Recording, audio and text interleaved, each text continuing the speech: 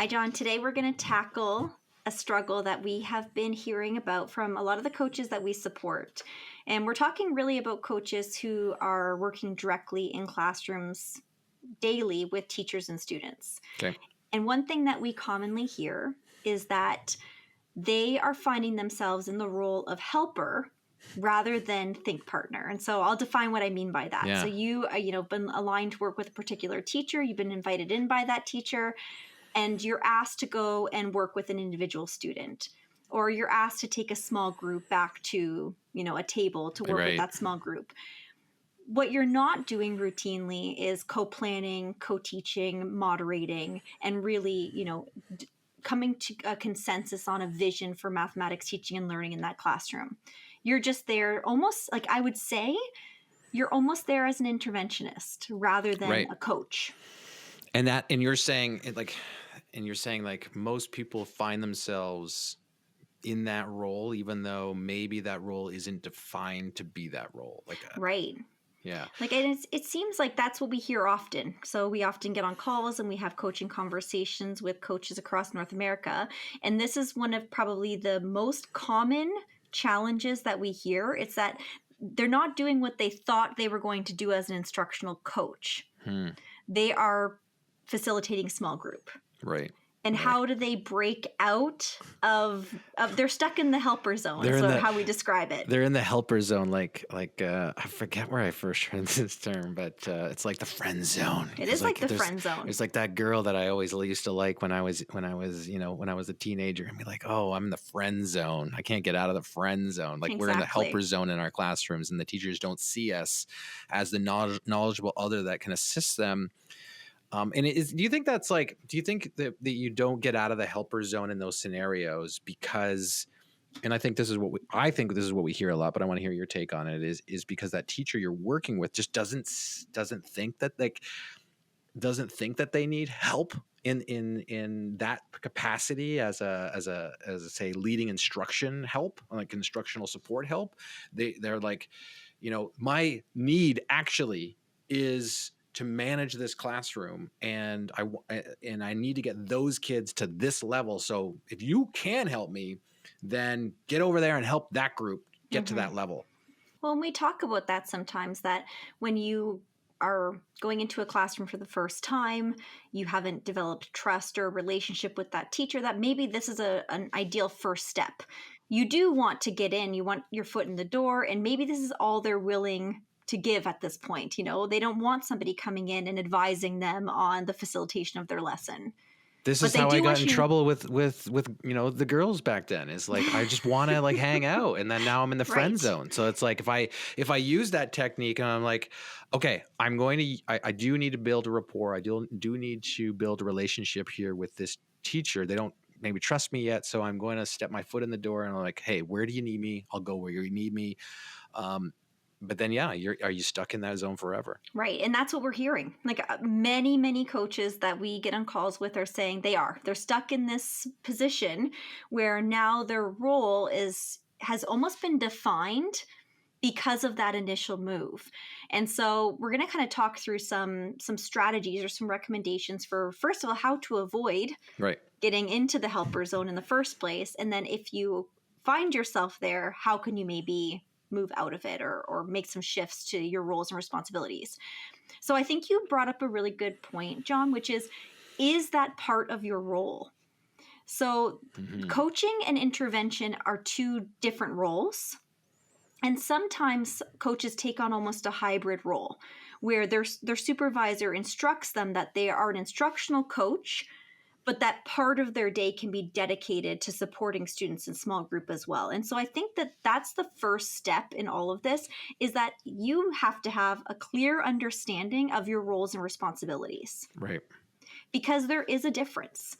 Like an instructional coach is not the same role as an interventionist. And you may find yourself in one of these hybrid models or hybrid roles, but then you also have to clearly define how much time am I dedicating to instructional coaching, how much time is being dedicated to intervention or small group support. So having that clarity from the beginning for yourself is really critical. understanding what are your roles and responsibilities, and how much time should be dedicated to the different aspects of your role. But it's How do not you, a, so I go was ahead. just gonna say, like, what is your, say, recommendation on having that discussion with a teacher who, you can sense, because we all know as coaches and consultants or instructional coaches, you're going into classrooms when one teacher knows that right off the bat. Like, you don't even have to have that conversation. Right. It's very clear that they want your support instructional way, and the co-planning is already happening, and the co-delivery is probably there too. So you know that when you get in those situations, it's probably the situations where it's like, this person clearly thinks that their best use of me is to be the helper and not the instructional coach. So how do you have that conversation? What's the tip here to kind of like get in the door? Because our, the other strategy was like, let's just build rapport until it's easy to talk about it, instead of having it up front. Because I think you want to have it up front, but also know that I'm here to support initially. Sure. So I think that there's a step before even my initial conversation with the teacher one-on-one, and that's about alignment at the district level around the role of the instructional coaches. So first of all, is my supervisor do we have a common understanding of my role and responsibilities? Do principals have a common understanding of my role and responsibilities? And has that been communicated to educators, and when? So it should be communicated before I arrive. So I shouldn't be the first one explaining my role and responsibilities. Ideally, it's already been shared at a staff meeting, and there's been, a common definition of the role of the instructional coach. And maybe it's even, a recommendation that I read in the EduCoach survival guide is like, maybe I have a menu of services that I'm able to offer. And so it's like, here are all of the different roles and responsibilities. These are the different ways that this instructional coach can support you in your classroom. And being just very clear, everybody, super clear around what the role is and what the objective is for the support that they're going to offer. So I think that that's something we can do as a district before I even step into the room on the first day and have my initial conversation, is just, do we all have clarity?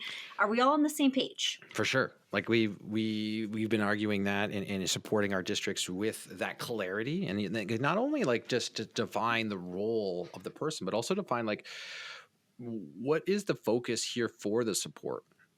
If we have objectives for our math improvement goals for the year, and we're focusing on certain areas, then it would be fabulous before the coach shows up that the principal knows what the focus of the support will be in the areas that it will be on. What are, say, the look fors that we're looking for? What are some of the key indicators that we know that are going to be the things that we're looking for to achieve by the end of, say, a certain time period? Like, having that communicated from district support offices or from that level to the schools and back and forth is going to be essential for the success of that coach stepping into the classrooms. Because if everybody knows, right, we all know that if everyone knows where we're going, we're going to get there a lot faster. It's just, what happens though is like those communications break down. People are like, we got access to a coach. But why do we have access to a coach? I don't know. Let's figure out how to use this coach. And then that's where I think the helper zone shows up most, is because we don't know exactly how to use this coach, and we don't know why we're supposed to use this coach other than to get better test results or get kids across the finish line or get kids to know their facts. Like, people start interpreting what the goals should be without knowing the goals, and they start making things up, and then they're like, well, what's the best use of this person? Put them in front of a student, get them to be the helper, which isn't a sustainable model, right? Like, it's not even an effective intervention model unless you're seeing that student, routinely multiple 3 to 5 days a week for at least 20 to 30 minutes, right? Like, if I'm seeing that small group once a week, twice a week, I'm not intervening anyway. So I think you brought up a really good point. And I wonder too, if part of the challenge our coaches face is sometimes exactly how you described the scenario. It's like, this person shows up. We don't even know why they're here. We're thinking, well, why our school? Why my class? Why are you suggesting that, I need this person because my instruction is not sound? All of those questions. So transparency is really important. And maybe another factor is, Is it possible? And I know, release time is incredibly challenging. Right.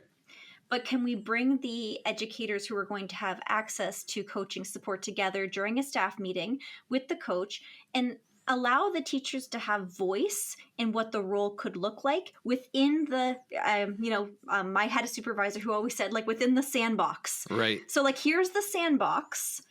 That's where the menu comes in, right? Right. These are the roles and responsibilities. Okay, how can we leverage this individual to support our professional learning to, can we use their capacity as a knowledgeable other? But giving teachers voice in what that might look like. So is it opportunities for moderated marking? Is it that they're going to schedule their time on your prep so you can co-plan together? Are they going to support in the facilitation of peer observations or learning walks? Like, can we give teachers voice in defining the role of the coach within the school? But again, within this sandbox of the roles and responsibilities of an instructional coach, not a helper or interventionist. Yeah, I love it. What are some other key points that you want to share here with the audience around getting out of the helper zone? Well, so we talked a little bit about how to avoid it in the first place, right? So that was kind of the initial conversation, is like, what can we do as a district up front to ensure that there's clarity around the role, that teachers have voice in defining how that instructional coach can be leveraged within their classroom based on, these very clear expectations for, or the goals we're trying to achieve. But what if, like many of the coaches we support, it's now been, it's January, you've been building relationships since September, but your role up until this point has been, when you show up, here's your small group, go and pull them into the hallway and work with them. How do you get out of the zone once you're in it? And you talked about that. Like, how do you get out of the friend zone? Like, we're in deep now. It's been months of this. Right. And it's almost like we've established a behavior. Yep. And now we need to break out. So let's talk about maybe a couple of ideas. So one of them is like the reverse coaching idea. So this is where, you say to the teacher, I've been really thinking about this lesson or this concept. I know it's coming up next week. Would it be okay if actually I facilitate that lesson and you observe and give me feedback? Right. So maybe that's just the one shift you need to take. It's like you offer to, and always, I like to make it about me. So it's not about, I think you need to watch me. It's like, no, I would actually really love the practice. It's a concept that I'm not super familiar with. I'd love your feedback on it. So maybe just that one shift towards reverse coaching is going to open up conversations where now you are two professionals and you are dissecting a lesson, you're talking about student thinking, and that's the gateway to future conversations where you are think partners, not the helper. For sure. I think that is the great move to basically, you're not only going to be able to model for this person and help them with the pieces that they need. They're going to be looking at it. You're going to, and here's this is the great thing I'm kind of spinning off here. But when you listen to the feedback they're going to provide you, you're going to get a sense of like what they took away from it and where they're, because people tend to focus on areas that not necessarily where they think they can grow, but where they think they're strong. And so they'll try to give you feedback on something that they think they're strong at. And when you hear that, you'll start to kind of piece together a little bit more about what this person's thinking about in terms of where their lesson is and where the focus of a lesson should be. They think the focus of the lesson should be. So that feedback they give you is so important. It tells you about where they think the importance is, and that might tell you a lot of information. Be like, oh, they say this, but they're missing a huge component over here, and that's an important part when I need to kind of like, when I go to insert myself a little bit more, where we can dig down and kind of give them, say, their next step and push them into a certain area that they need to strengthen, and nudge them, I guess, is better than push. Push is like you push them feels like I'm pushing someone off a cliff, but we're not doing gentle. That. So I think that is a great move. Reminds me of some of the, we did a podcast last year on the 7 questions coaches need to ask, when they're working with teachers. And, it reminds me of echoes of that. It's like, because what you're doing is, right, you're putting, like you said, you're putting it on yourself, as saying like, I'm I want help here and you can provide that help to me. But what you're really doing is opening that dialogue to be that person to kind of like start sharing back and forth. And some of those coaching questions that we had around were really about listening and thinking about how do I listen more to this particular teacher so that I can, help them in the ways and really hold back advice. In a way, like what you're doing is holding back advice and asking them to give you advice. Which will go a long way in the relationship building, and I think would get you out of the helper zone. Start anyway.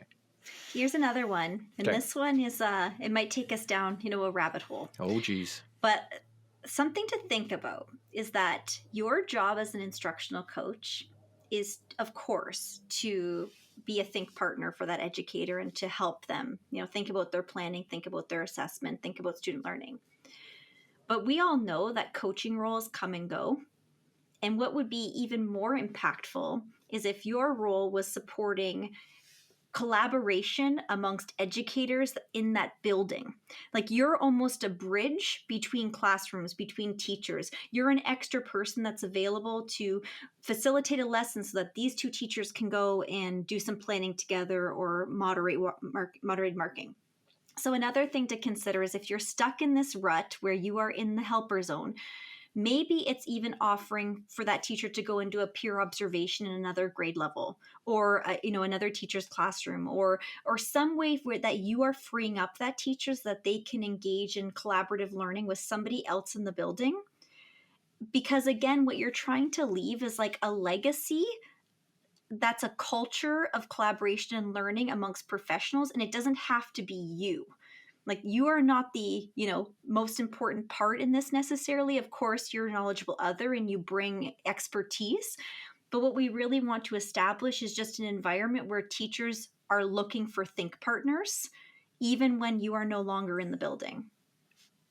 I think what you bring up is a good point. Is like almost like when you were talking before about defining your role as yourself, and your supervisors might not see that if you're a coach listening, right? So if you're a coach listening, your supervisors might not see that as the actual end goal of what needs to happen, which is what you just said. It's like you're trying to create a culture of continual professional development that exists when you leave, because that's the sustainable model that we do need to create. And not everyone sees that. Not everyone sees that that's the actual goal of say the work that you could be doing. And it is a long-term goal, but a really important goal, because like we've talked about on other podcasts, is that money bombs are going to come, money bombs are going to go. Coach, like you said, coaches are going to come in, coaches are going to go away, but the lasting effect needs to be the culture that exists after you leave.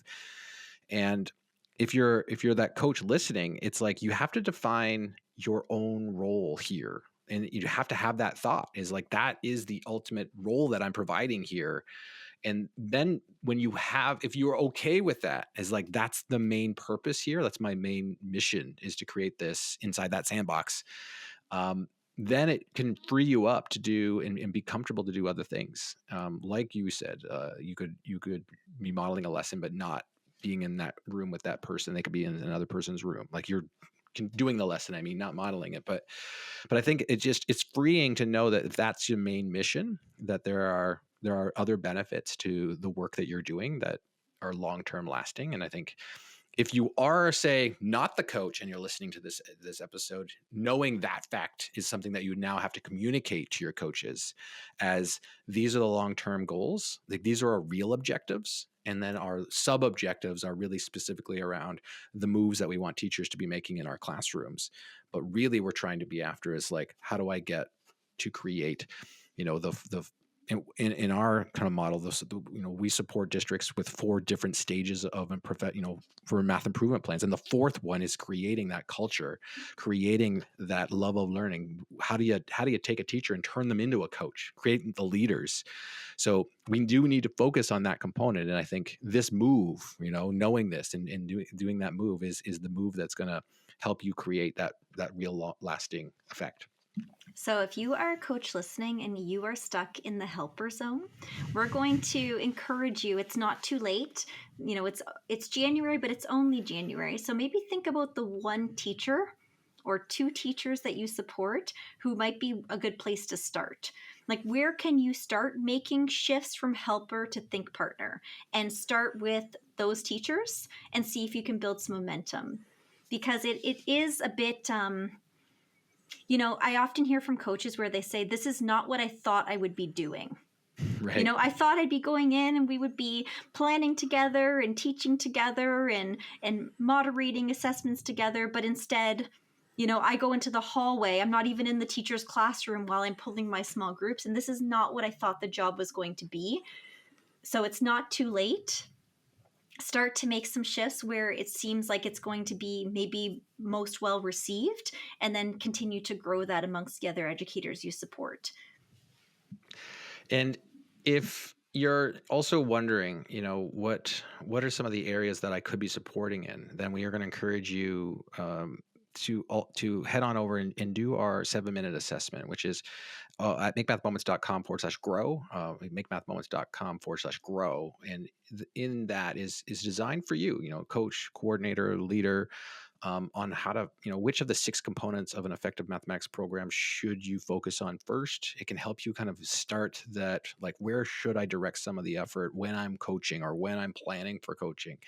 And that can help kind of steer the ship and get this started. Like the best saying, it's January. It's like we can start this. I think I just wrote this in one of our emails, was basically saying in education, we have like almost 2 starts. It's like you get the start of the school year and it feels like a fresh start, but you're forced into fresh starts in January, even though it's mid-year of our job. But it's to everyone else in non-education, it's like the fresh start year. But it's like we also get that, so it feels like you're going into January going, okay, what am I going to do to start this year? And it's like, these are the things that we want to be thinking about planning for doing. It's not too late. It's the time to start.